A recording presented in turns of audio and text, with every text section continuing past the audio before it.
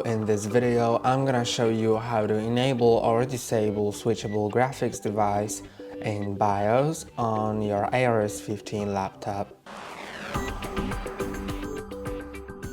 So in order to do it, you need to be in the BIOS, which if you don't know how to enter, there is a video on our channel on how to do it. And once that's done, you can just go to Peripherals tab, then find switchable graphics device, as you can see here.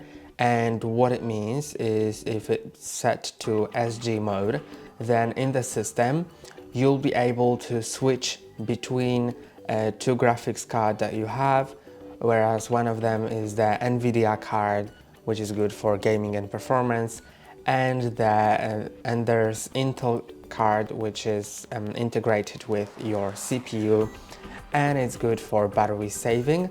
So you can switch between them in the system if the switchable graphics device is set to SG mode. But if you click on enter and set it to PEG mode, then it'll only the NVIDIA card will work in the system.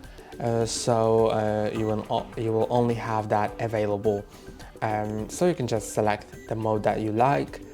I prefer having it on PEG mode because I want best performance everywhere and I don't want my system to automatically change it.